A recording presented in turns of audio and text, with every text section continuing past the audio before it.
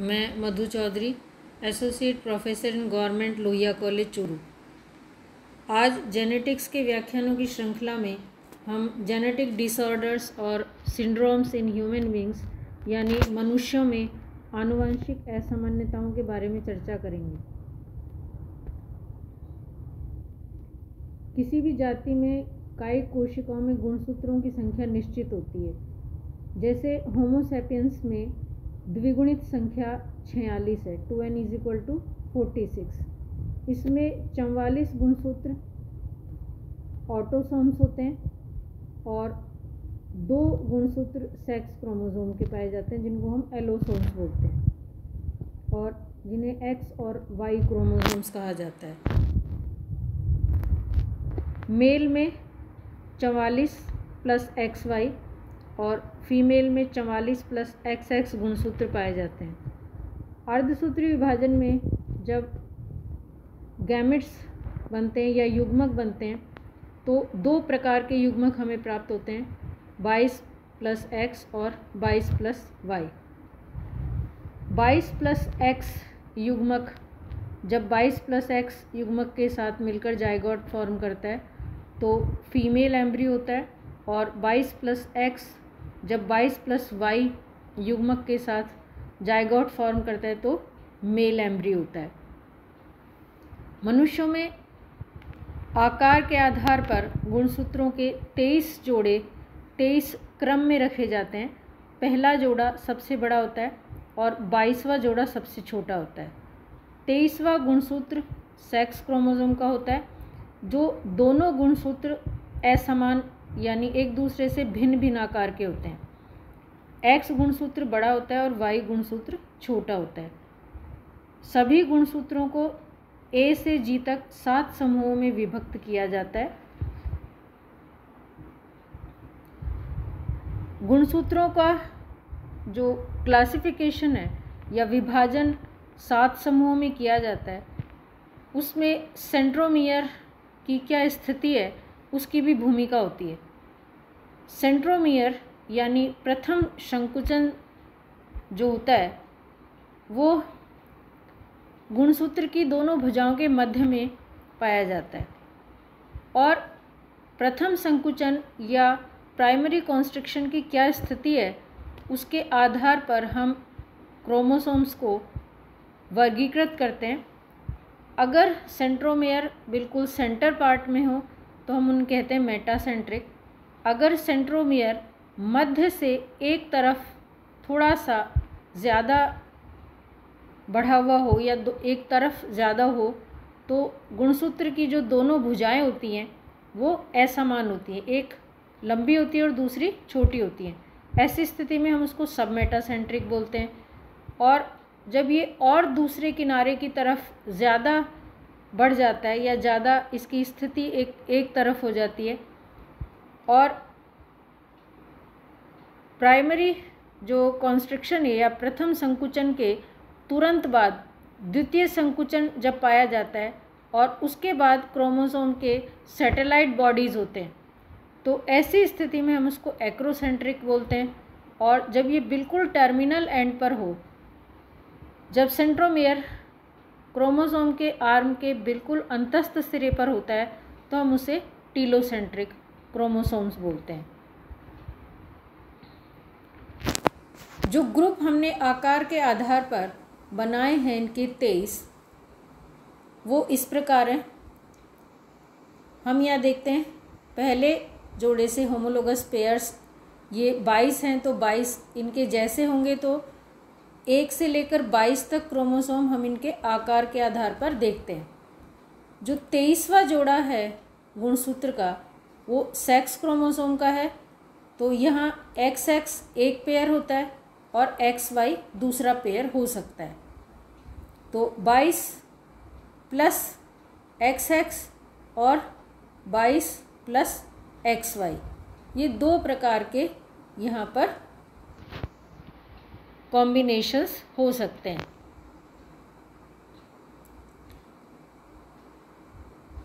जो हम गुणसूत्र ह्यूमन बींग्स में देखते हैं, 7 जो हमने ग्रुप बनाए हैं उसमें ग्रुप ए और ग्रुप ए और ग्रुप एफ ये मेटासेंट्रिक क्रोमोसोम्स हैं। ग्रुप बी और ग्रुप सी ये सब मेटासेंट्रिक क्रोमोसोम्स हैं। ग्रुप डी और ग्रुप जी ये एक्रोसेंट्रिक हैं और ग्रुप ई मॉडरेटली मेटासेंट्रिक और सब मेटासेंट्रिक क्रोमोसोम्स हैं। गुणसूत्रों की जो सूक्ष्म संरचना का अध्ययन अगर हम करें तो वो बेंडिंग टेक्निक से करते हैं और उसमें हम देखते हैं कि 0.5% जो एम्ब्रियोज हैं या शिशु हैं उनमें डिसऑर्डर्स पाया जाता है।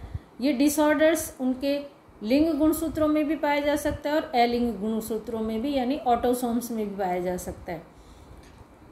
ये जो डिसऑर्डर्स उनमें पाए जाते हैं या असामान्यताएं उनमें पाई जाती हैं ये असुगुणिता यानी एन्यूप्लॉइडी के कारण हो सकती हैं और जो स्ट्रक्चरल एरर है गुणसूत्र में उसके कारण भी पाए जा सकते हैं। जो एन्यूप्लॉइडी के कारण हम इसमें असामान्यताएं देखते हैं वो मोनोसोमी और ट्राइसोमी के कारण होती है और गुणसूत्रों की संरचना में त्रुटि होने के कारण ट्रांसलोकेशन, डुप्लीकेशन, डिलेशन और इन्वर्जन के कारण गुणसूत्रों में डिसऑर्डर्स पाए जा सकते हैं। और इस प्रकार की जो गुणसूत्रों में असामान्यताएं पाई जाती हैं उनके कारण जो लक्षणों में हमें असामान्यताएं नज़र आती हैं या लक्षणों में जो हमें विकार नज़र आते हैं उनको हम सिंड्रोम्स के रूप में जानते हैं। सिंड्रोम्स कई प्रकार के होते हैं जैसे डाउन सिंड्रोम, क्लाइनफेल्टर सिंड्रोम और टर्नर सिंड्रोम। तो हम फर्स्ट देखेंगे डाउन सिंड्रोम। डाउन सिंड्रोम की खोज 1866 में लैंगडॉन डाउन ने की थी और ये 21 नंबर के क्रोमोसोम की अधिकता के कारण होता है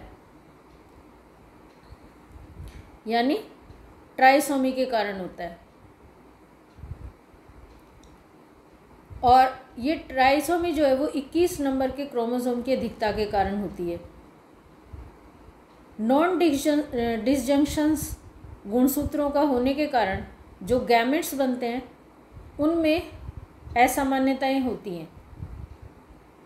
23 गुणसूत्र के स्थान पर 24 गुणसूत्र एक गैमेट में होते हैं और जब वो सामान्य गुणसूत्र के साथ जायगोट फॉर्म करता है तो गुणसूत्र का नंबर 47 हो जाता है और इसी के कारण हमें डाउन सिंड्रोम का जो विकार है वो नज़र आता है या लक्षण नज़र आते हैं।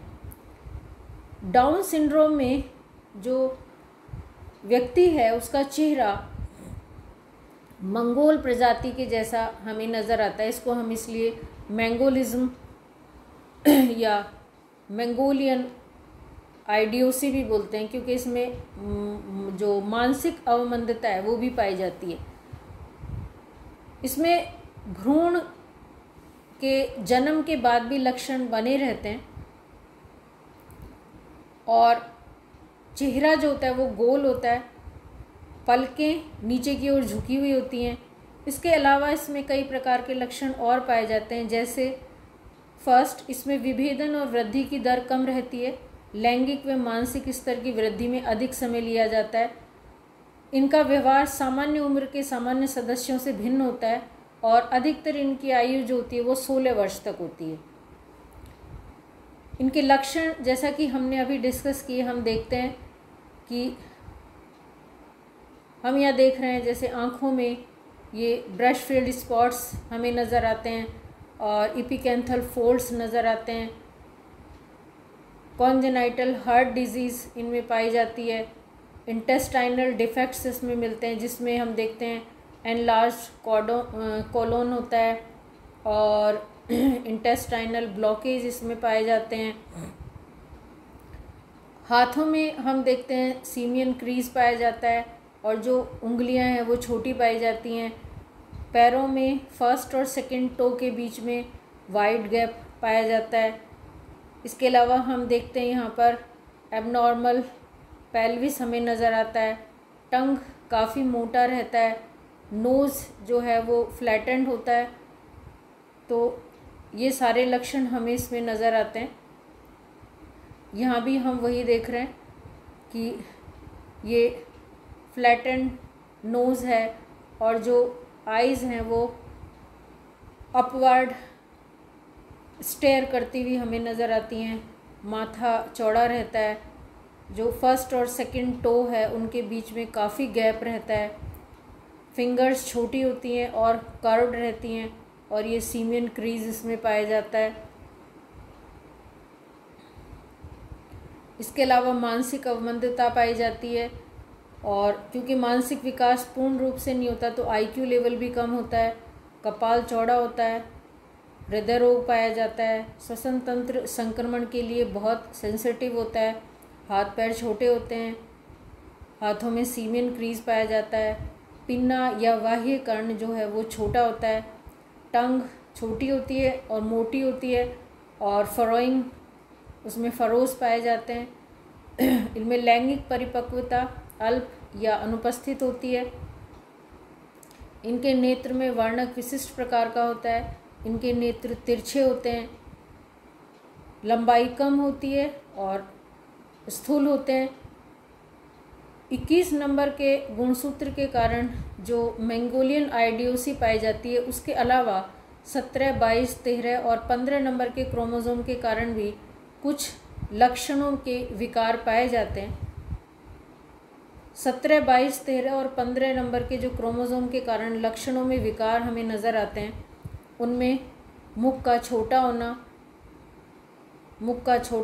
खुला होना, कानों की स्थिति असामान्य और उंगलियों का जुड़ा होना, झिल्ली युक्त ग्रीवा, 5 से ज़्यादा उंगलियां होना, ऊपर का होंठ कटा होना, इस तरह के लक्षणों में विकार पाए जाते हैं। डाउन सिंड्रोम में ऐसा देखा जाता है कि 96% केसेस में ट्राइसोमी पाई जाती है और 4% ऐसे केस होते हैं जहाँ पर ट्रांसलोकेशन के कारण मंगोलियन आइडियोसी पाई जाती है।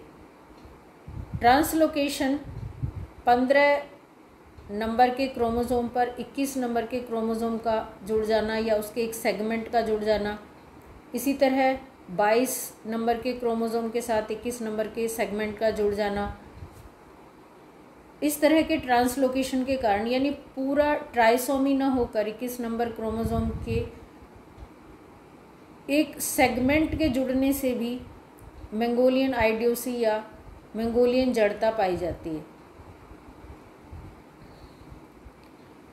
हम देखते हैं कि 40 से 45 साल की जो फीमेल हैं उनमें अगर रिप्रोडक्शन पाया जाता है तो उसमें 1.25% तक डिसऑर्डर्स होने की संभावनाएं होती हैं और अगर 45 से ज़्यादा उम्र की महिलाएं हों और उनके जो शिशु होते हैं उनमें ये डिसऑर्डर्स 2.25% तक हो सकते हैं।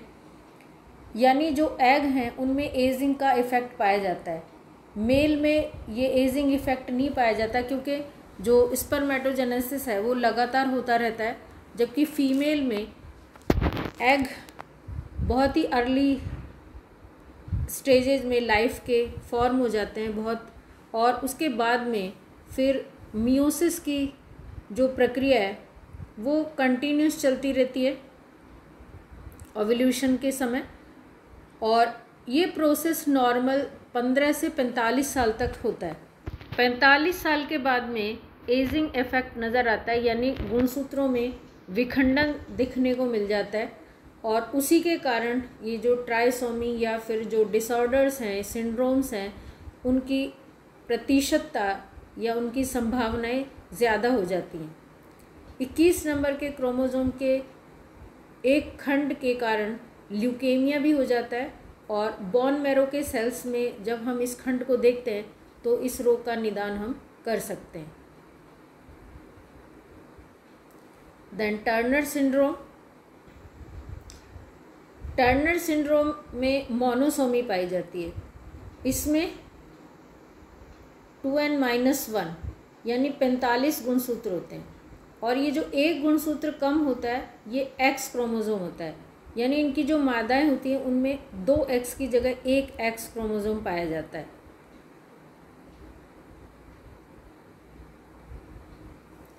इनके मुख्य लक्षण इस प्रकार होते हैं। इनका कद सामान्य से छोटा, लगभग 4 फीट 10 इंच के आसपास होता है। इनके बाह्य जननांग मादा के समान होते हैं, किंतु अपरिपक्व अवस्था में ये शिशु के समान ही बने रहते हैं। इनमें जो मेमोरी ग्लैंड्स हैं वो पूर्ण विकसित नहीं होती, मानसिक अवमंदता पाई जाती है और जो गर्दन है उसके ऊपर झिल्ली नुमा संरचनाएं पाई जाती हैं। इनके अंडाशय में अधिकतर संयोजी ऊतक पाया जाता है, जिसमें स्ट्रेक्स पाए जाते हैं और जनन कोशिकाओं का अभाव होता है। एस्ट्रोजन हार्मोन का स्रावण या तो बहुत ही अल्प मात्रा में होता है या बिल्कुल नहीं होता। इसके कारण इनमें जो मेंस्ट्रुअल साइकिल है उसकी क्रिया नहीं पाई जाती और जो सेकेंडरी सेक्स कैरेक्टर्स हैं वो भी नहीं पाए जाते। गर्भाशय आकार में छोटा होता है और इनकी कायिक कोशिकाओं में बार बॉडी नहीं पाई जाती। यह लक्षण नर के समान पाया जाता है। तो हम यहाँ पर देखते हैं कि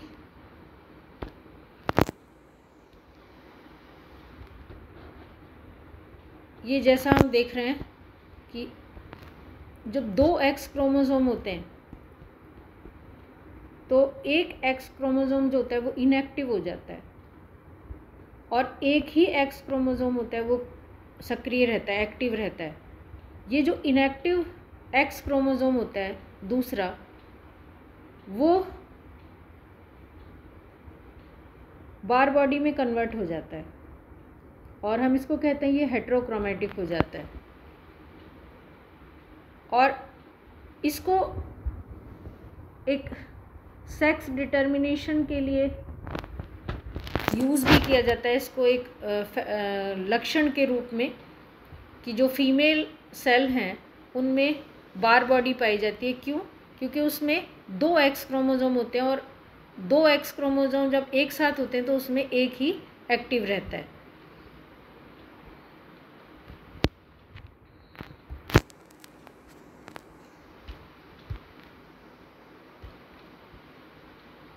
अब हम यहाँ देख रहे हैं कि इनकी कायिक कोशिकाओं में बार बॉडी नहीं पाई जाती और ये लक्षण नर के समान पाए जाते हैं। लगभग 3000 मादा शिशुओं में से एक ऐसा हो सकता है जिसमें एस्ट्रोजन के हार्मोन देने पर सामान्य मादाओं जैसे कुछ लक्षण उत्पन्न किए जा सकते हैं, किंतु अन्य जो डिसऑर्डर्स या असामान्यताएं वो बनी रहती हैं। एक एक्स गुणसूत्र उपस्थित होने पर मादा उत्पन्न हो सकती है, किंतु अंडाशय के पूर्ण विकास और हार्मोन का जो सिक्रीशन है वो 2 एक्स गुणसूत्र के होने पर ही होता है। यदि एक एक्स गुणसूत्र का कुछ भाग भी अनुपस्थित होता है तो ये लक्षण हमें नज़र आता है, ये डिसऑर्डर हमें नज़र आता है। फिर हम देखते हैं क्लाइनफेल्टर सिंड्रोम। जैसा हमने देखा कि टर्नर सिंड्रोम में एक एक्स क्रोमोसोम कम हो जाता है और 45 क्रोमोसोम होते हैं, 44 प्लस एक सिंगल एक्स। क्लाइनफेल्टर में हमें एक सेक्स क्रोमोसोम की अधिकता देखने को मिलती है, एक एक्स क्रोमोसोम इसमें ज़्यादा होता है, यानी ट्राइसोमी पाई जाती है और इसके कारण यहाँ पर गुणसूत्र का नंबर एक ज़्यादा बढ़ जाता है, यानी 46 के जगह 47 क्रोमोसोम पाए जाते हैं और यहाँ हमें गुणसूत्र मिलते हैं जो उसका जीनोटाइप है वो होता है XXY। लगभग 5000 में से एक शिशु इस संलक्षण से ग्रसित हो सकता है और इस तरह के जो पुरुष होते हैं उनमें मादा के समान प्रवृत्तियां नज़र आती हैं। इनके मुख्य लक्षणों में हम देखते हैं इनके टेस्टिस जो होते हैं वो छोटे होते हैं और शुक्राणु बहुत कम मात्रा में उत्पन्न होते हैं। इनमें सेमेनिफेरस ट्यूब्यूल्स जो होते हैं वो सामान्य नहीं होते और एंड्रोजन हार्मोन का सिक्रीशन बहुत कम होता है जो मेल हार्मोन है। सेकेंडरी सेक्स कैरेक्टर्स इसमें जो टर्नर सिंड्रोम है उसी के समान कम विकसित हमें नज़र आते हैं और चेहरा और जो बाल होते हैं वो स्त्रियों के समान नज़र आता है। चेहरे पर वसा की परत ज़्यादा होती है, लंबाई कम होती है, कभी कभी जो मेमोरी ग्लैंड्स हैं वो भी विकसित हो जाते हैं, और ये जो अवस्था होती है इसको हम कहते हैं गायनिकोमेस्टिया। इनमें बाह्य नर जननांग होते हैं, यानी बाह्य जननांग नर के समान होते हैं किंतु सामान्य से छोटे होते हैं, और इस तरह के जो मेल होते हैं वो स्टेराइल होते हैं। 25% इनमें लगभग मानसिक अवमंदता भी पाई जाती है, और 1% इनमें जो मानसिक विकार है वो भी पाया जाता है। ब्लड में एंड्रोजन की मात्रा काफ़ी कम होती है, और अगर एक्स्ट्रा एंड्रोजन इंजेक्ट किया जाए तो नर जैसे लक्षण प्रकट हो सकते हैं, और इनमें बार बॉडीज़ पाई जाती हैं। क्यों? क्योंकि 2 एक्स होते हैं, और 2 एक्स होने की स्थिति में 1 एक्स जो होता है वो बार बॉडी में कन्वर्ट हो जाता है, इसलिए इसमें बार बॉडीज़ पाई जाती हैं। सामान्य नर में XY गुणसूत्र लिंग गुणसूत्रों के रूप में पाए जाते हैं। इसमें एक X गुणसूत्र से अधिक उपस्थित होने के कारण जीन असंतुलन हो जाता है और विकार उत्पन्न होता है। कुछ व्यक्तियों में 48 गुणसूत्र यानी 44 प्लस XXXY भी पाए जाते हैं। इनकी कोशिकाओं में 2 बार काय पाई जाएंगी, 2 बार बॉडीज़ होती हैं, क्योंकि एक X के अलावा जो X हैं वो इनएक्टिव होते हैं और वो बार बॉडी में कन्वर्ट हो जाते हैं। इनमें भी क्लाइनफेल्टर सिंड्रोम के जैसे लक्षण नज़र आते हैं। क्यों? क्योंकि X का नंबर ज़्यादा है तो मेल है, लेकिन उनमें फीमेल लक्षण ज़्यादा नज़र आएंगे। इसी तरह 49 क्रोमोसोम भी पाए जाते हैं। 49 क्रोमोसोम में वही एक X का नंबर फिर और बढ़ जाता है। यहाँ XXX था, यहाँ पर 4 नंबर हो जाता है X का। और इनमें जो स्केलेटन है उसमें काफ़ी अपसामान्यताएं या असामान्यताएं पाई जाती हैं, और जो रिप्रोडक्टिव ऑर्गन्स हैं वो डेवलप नहीं होते और मंद बुद्धि पाई जाती है। तो इस प्रकार से हमने देखा कि ह्यूमन बींग्स में जो सिंड्रोम्स हैं या डिसऑर्डर्स हैं वो किस प्रकार पाए जाते हैं और कितनी प्रकार के होते हैं। धन्यवाद।